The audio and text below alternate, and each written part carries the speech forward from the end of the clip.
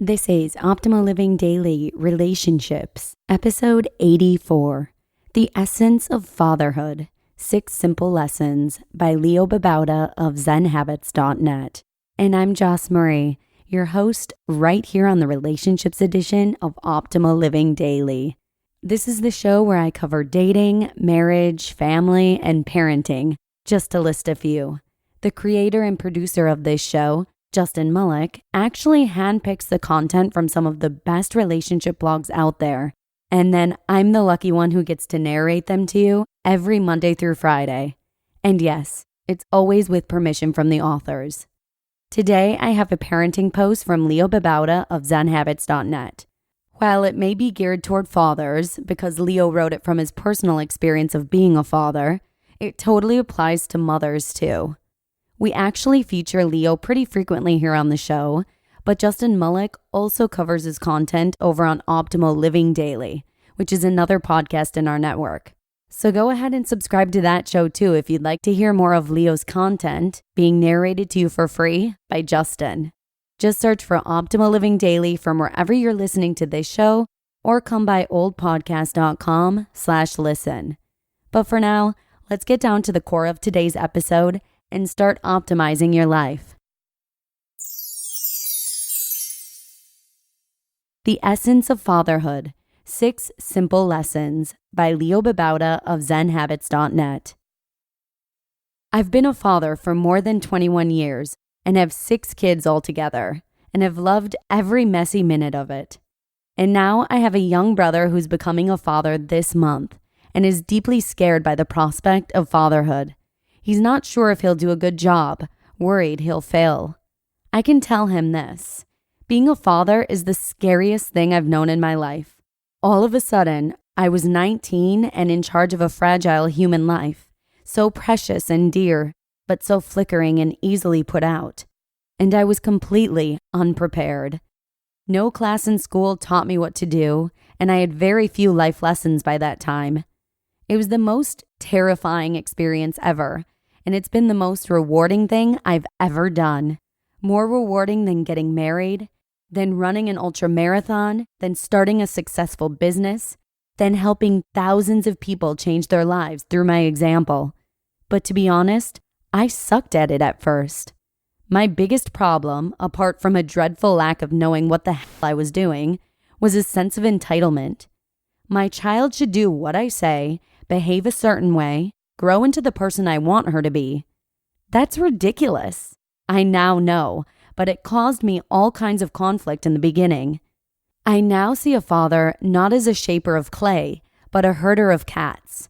A father isn't molding a child into the perfect ideal of a human being he'd like her to be. He's trying to keep her alive and feel loved as she grows into whatever she already is. So for young men who are becoming fathers, and young women becoming mothers as well, because there's not much difference other than anatomy, here are my thoughts on herding cats.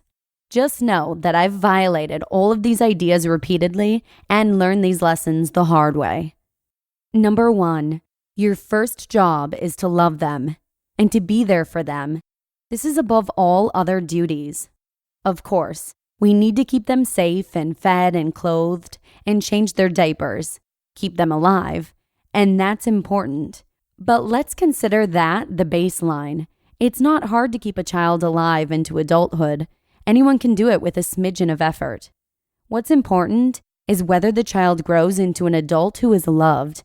This is trickier because in our entitlement to having the child behave the way we want her to behave, become who we want her to become, we tend to push, to judge, to expect, to scold, to drive wedges between our hearts and hers.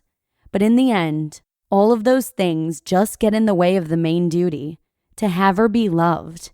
If at the end of your life you can say that you were there for your child and she or he felt loved, then you've succeeded. Number 2, your example is more important than your words. We often tell the child to be considerate as we yell at them, and so he doesn't learn to be considerate, but to yell, only if he's the more powerful in the relationship.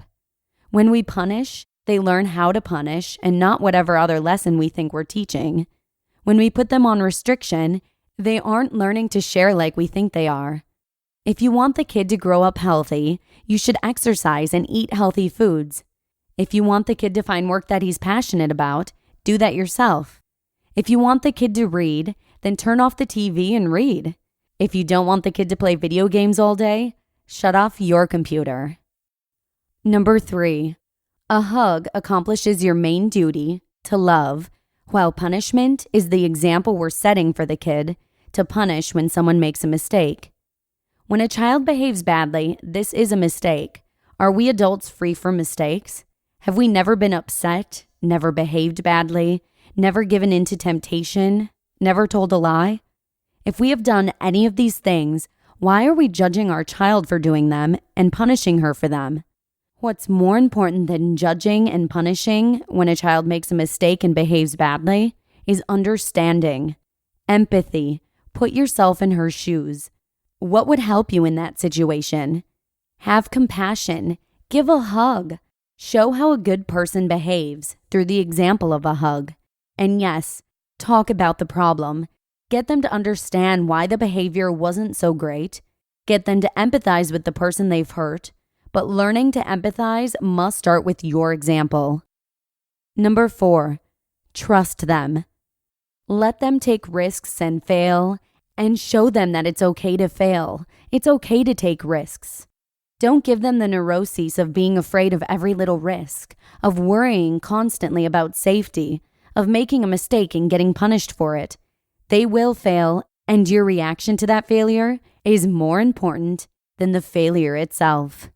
You must show them that the failure is just a successful experiment where you learn something valuable. If you trust them, they will learn to trust themselves. They will grow up knowing that things can go badly, but trust that all will turn out okay in the end.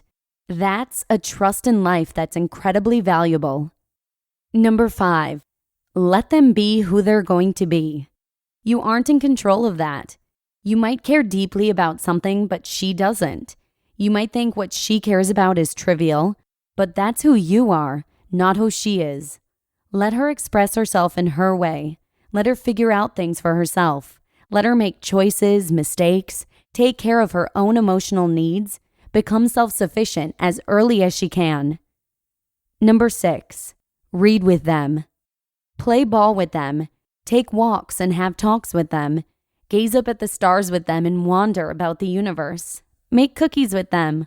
Listen to their music and dance with them. Greet them in the morning with a huge smile and a warm, tight embrace. Do puzzles together. Build a robot together. Get into their blanket forts. Pretend to be a prince or a Jedi with them. Tell them stories you made up. Run around outside. Draw together. Make music videos together. Make a family newspaper. Help them start a business. Sing badly together. Go swimming and running and biking and play in the monkey bars and sand and jungle. Each moment you have with your child is a miracle.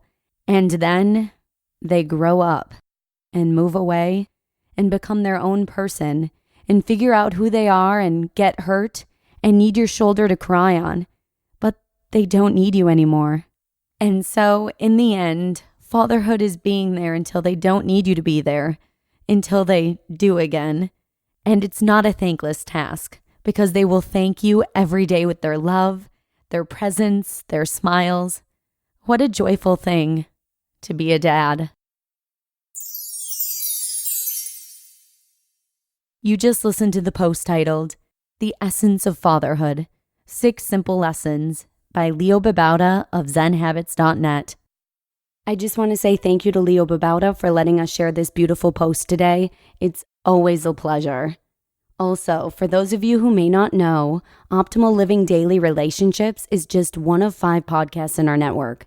If you'd like to check out any or all of them, simply search for Optimal Living Daily from wherever you're listening to this show, or come by oldpodcast.com/listen. And that's all I have for you on this fine Thursday, for those of you who are listening in real time, of course. And thank you so much for joining me. I hope to see you again for tomorrow's episode. It's all about parenting and avoiding relationship meltdowns, where your optimal life awaits.